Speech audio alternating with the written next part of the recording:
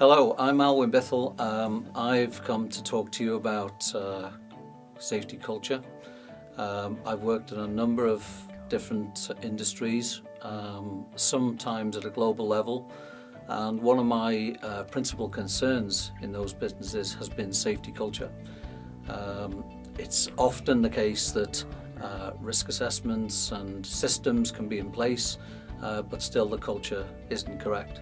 And I think what I've been trying to achieve in recent years is driving into businesses a change, not only at the management level, but also with people at the shop floor, people who are actually doing the work, to engage those people and make a difference in improving the culture of the business.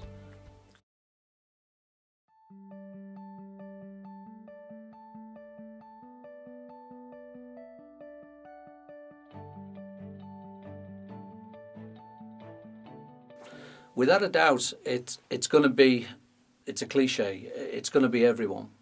But I think when it comes from the team working together, it makes a huge difference.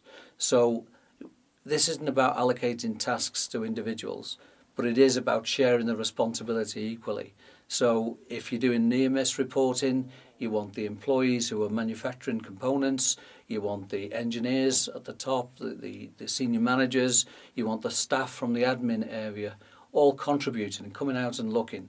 And the best practice that I've seen are areas where the admin staff come out and assist in areas where they don't really know what's going on. And they can ask some questions, often searching questions, which help to get into the culture of why things are not working. And there's sometimes even disbelief from people that things happen in certain ways. And that helps, I think, to raise the understanding. You've mentioned you've worked in many large organisations. Do you see different cultures within the one organisation? Very often the cultures can be different. It can range from department to department, and it will vary depending on the individuals involved in those departments.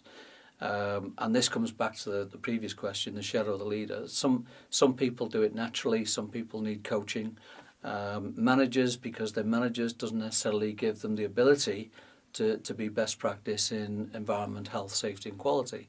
And I think what you've got to do is train your managers, educate your managers so that they can lead people in the right direction.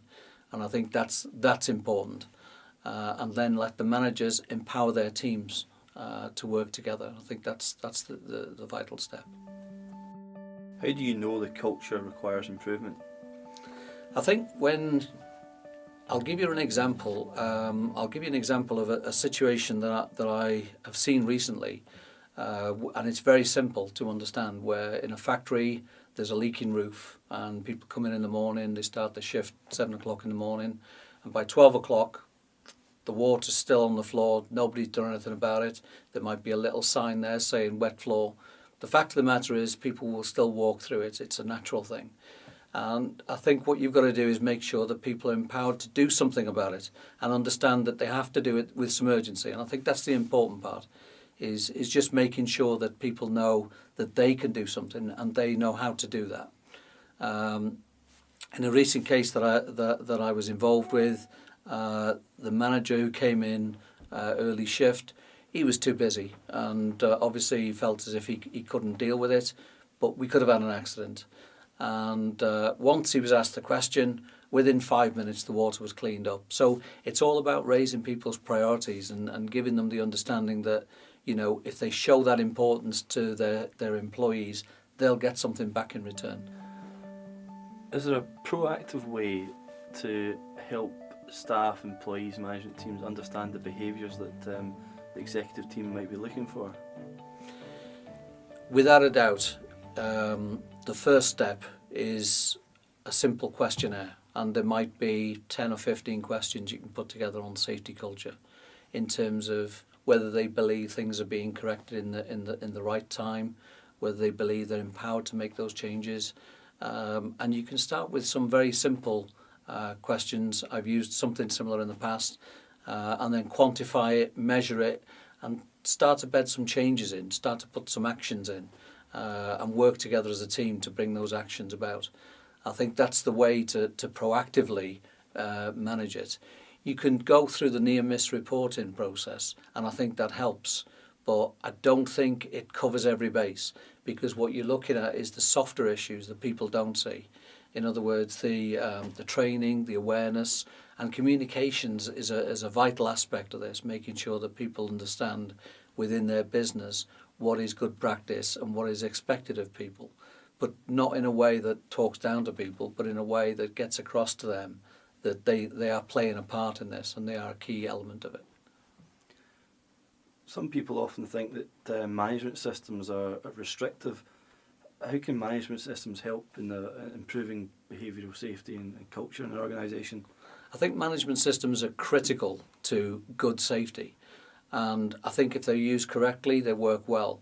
I think what tends to happen sometimes is that people tend to forget that people are human, and we need to talk to people and encourage them to be involved in certain things. It's not just about getting a task done, having a process in place for maintenance, for example. It's also about making sure that people understand that they can play a part in that aspect of it. So the management system will work, but it's supplementing that with the enthusiasm that you've got to bring out of your employees. What indicators would you use to illustrate good practice? I think in the first instance you'd be looking at things that have been recognised by the teams as being that need improvement, action plans that are put together in terms of those improvements, and making sure that things are recorded. This is great evidence when you come to be assessed by one of the auditing teams. Obviously, whatever you can put in front of them to demonstrate where you've come from and where you've got to is going to be vitally important in demonstrating good practice. But I think the deliberate thing you've got to do is to make sure that any of those actions that you've put in place are completed. And that's what a lot of people forget. They're great at putting action plans together, but the completion is what's important. That's one thing that I've brought more or less consistently to the businesses that I've been involved with, where it's not only capturing the actions, but showing the completion and making sure that they are signed off and completed and verified. We've mentioned two-way communication. Can you give some examples of good practice, best practice that you've come across?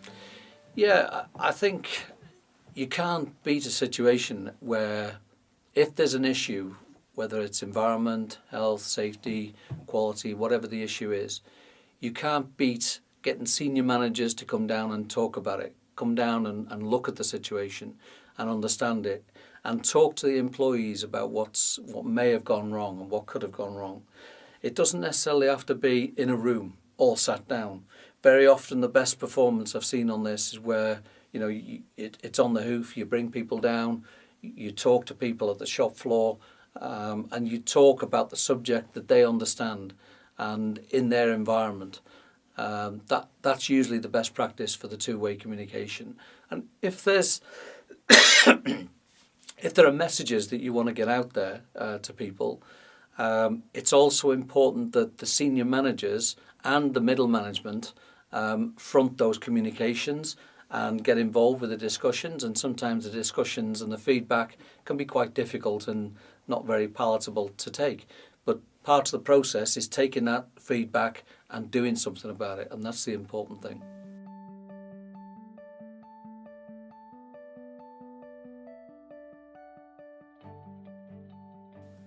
Okay, so one of the areas that I found really helpful in improving culture and getting people involved has been something that was developed in one of my previous businesses where we were heading for accreditation under the 18001, OSAS 18001 banner.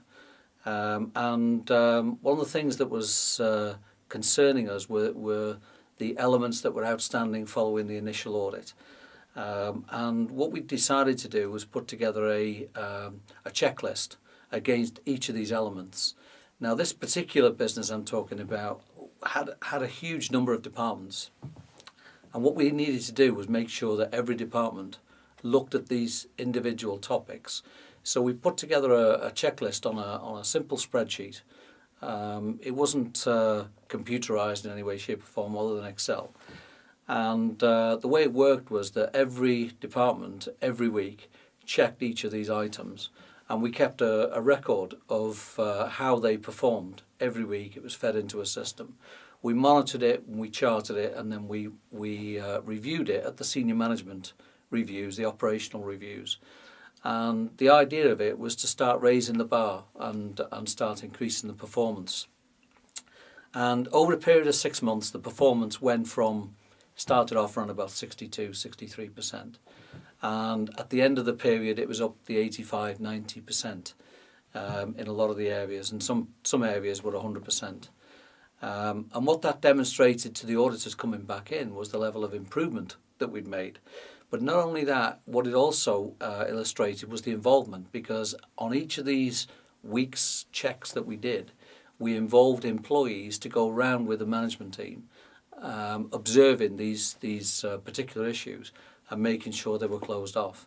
This made them feel part of the improvement process. And without a doubt, it made a difference to the changes. People had it in their mindset. They understood it. We'd rehearsed it 52 weeks of the year.